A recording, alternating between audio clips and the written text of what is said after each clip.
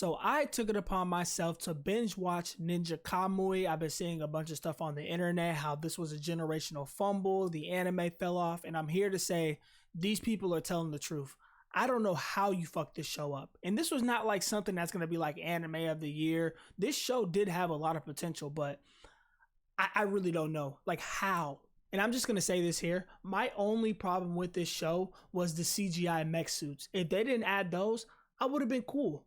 Like, why would y'all let me witness those peak fights in the first few episodes and then you throw fucking mech suits in and you expect me to watch it? I'm sorry, man. That shit was so hard to watch. And this is coming from someone who's seen plenty of bad CGI, you know? And it's not even the fact that it was bad, like the CGI or whatever. It's the fact of, why would you have me watch these crazy good fights in the beginning and then throw this shit in my face? You might as well just had the whole show fucking CGI, because I just would have stopped watching it from the first episode.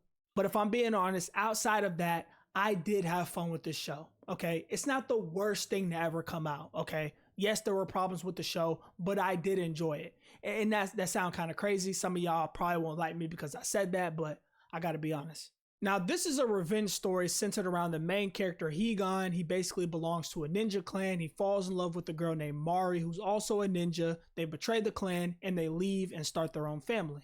And I also need to mention that they have some sort of like advanced disguise tech that helps them alter their appearance to avoid detection. And they're living a good life. They end up having a son, you know, they're having all this fun as a family, but that all changes when the clan comes and kills his wife and son. And best believe Higan got back for them killing his family. That fight in the crib was crazy. And we got the fight when he was at the hospital. This was all in one episode, bro. It was absolutely crazy. I couldn't even imagine the type of hype that this show had when the first episode came out. So with his family now dead, Higan vows to kill everyone having to do with the clan, including the head honcho Yamaji, something like that. I don't know how to pronounce his name, all right? Shit. Now, along with his family, there have been numerous other murders of ninjas trying to betray the clan, and the clan comes back and kills them, you know? And with that, we end up meeting Mike and Emma, who are two detectives working for the FBI. Now, I will say Emma is probably my favorite character in the show. We're going to get to that later. And Mike is your typical hard-nosed type of detective dude. He's been in the game for a while, shit like that.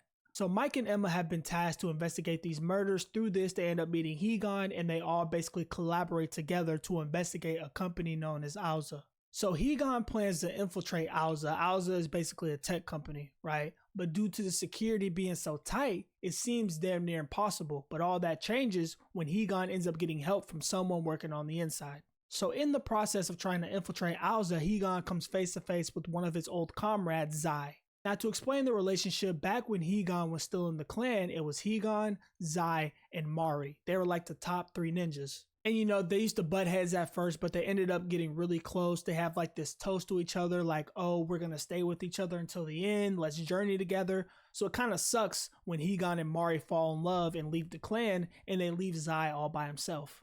And after I learned that, I low-key started feeling bad for Zai, because it's like, why would you even tell me all this bullshit? Like, oh, you guys are going to stay with me. We're going to journey together. Why would you even tell me that? And next minute, y'all just clear it on me. Like, that's fucked up, you know? So he wants to hunt down Higan. He ends up learning that Mari died. It's whatever. But he wants to kill Higan for betraying the clan. So due to Higan being stopped by Zai, they now have his location. So they dispatch a bunch of ninjas to come after him. They're basically letting him into the facility, and it's a trap. That's what the person who's helping him tells him. And Higan's like, fuck that. I'm finna go meet him. So that's what he does.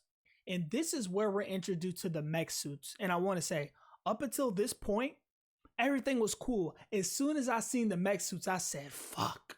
Like, this is the route we're taking. I knew shit was going to go down from that point on. So Higan ends up pulling up on these ninjas. We get introduced to him. We got Freak Mill. This dude's just a freak. We got Big D with the hot top. That fade clean though. We got my baby girl Dilly. We're going to talk about her later because she had an MVP performance and she fine as shit. And lastly, we have Asuka. So they start fighting. They low-key jumping Higan, and you know, it's getting pretty bad. He's almost killed when Asuka comes out of nowhere and saves him. Literally saves his life. So we end up coming to find out that Asuka was the one helping him infiltrate Auza. And we also find out that it is Emma behind the mask. She's the one that has been helping him this whole time. So Higan actually ends up fighting one of the Auza employees, but they end up fighting. Higan gets his own little CGI mech suit called Kamui, and he beats the dude. And later on, the head of the ninja clan, Yamaji, gives Zai the official order to go and kill Higan. Now, while I talked about Aoza, I didn't talk about the CEO. And to be honest with you, I really don't want to talk about him. I could care less about him. He's the type of guy, he thinks everything's a game. He wants to take over the world using the ninjas, blah, blah, blah. We do not care. And then we get to probably the worst part of the show for me, where my favorite character, Emma, dies. Now, she gets killed by the Aoza CEO. He meant to kill everyone, but he only kills her. And I just lost any sort of attachment to the show because obviously she was my favorite character. She was fine as fuck, first of all. You know, I got to think for short hair women, but, you know, moreover to the side of, I really liked her character, the things she did, you know, what she was fighting for. And it was unfortunate. And Emma was really the only character I grew attached to. Like, we get her backstory when she was a kid. You know, she got in like this accident that completely messed her face up. Her parents basically left her because they couldn't bear to look at her face. And with nowhere else to go, she ends up joining the ninja clan where she meets Mari, kind of like a big sister to her, you know, letting her know that she'll always be beautiful no matter how you look. And it wasn't no tearjerker when she died, but it was kind of like like, you know, like, damn, like, why? You should have just killed off Mike. You kill off the only good character in the show. Crazy. So Higan ends up mourning Emma's death, and then he gets a letter from Zai issuing a duel between these two. So they go and fight, right? They pull out the fucking mech suits. I said, come on, y'all gotta give us something now. Now they end up fighting hand to hand later on in the fight. I'm not gonna lie, the shit was clean, all right? It's not the saving grace of the show, but it's good to see that we can still get this type of shit. So Higan defeats Zai, but he spares his life in the end. And there's a whole bunch of other stuff going on regarding like the Aoza CEO, blah, blah, blah. I will spare you the details. I don't really care about it, so I'm just not going to talk about it. All we need to know is the final battle is between Higan and Yamaji, the head of the ninja clan. And I need to give a special shout out to Dilly. Dilly was a character that didn't get that much screen time, but towards the end of the show, she definitely had an S tier moment.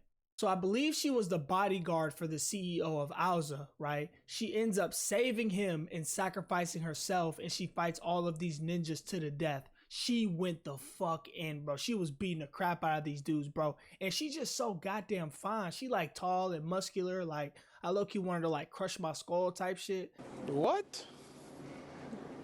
Bro, what are you talking about, man? So the glorious final battle between Higan and Yamaji commences. The entire fight is fought in the mech suits. I skipped the entire fight. There's no way in hell I was finna sit through and watch that shit. So Higan defeats Yamaji. I'm pretty sure he dies. He gets his revenge. Story over. That's it. And you know, after the show ended, I was just staring into this blank void. Like, did I really just sit through this? And as I said before, I had fun with the show. I did enjoy it. But from a critiquing standpoint, the show is bad. I don't give a fuck what you say. There is no show that I've watched in the last few years that had a harder fall off than this. Now, it's different like a show comes out with another season, like Devil's a Part-Timer, and completely sells. That's different. This show, the first 3 or 4 episodes were peak. It was amazing. And then they jump in with the mech suits and completely fuck the show up. Adult Swim, I don't know what you guys were cooking, but it's whatever. And yeah, if you guys do come by this video, drop a like and comment down below if you have watched Ninja Kamui. Let me know your thoughts on it. If you're new, subscribe. I drop videos weekly. And with that being said, it's your boy Kirko. I'm out.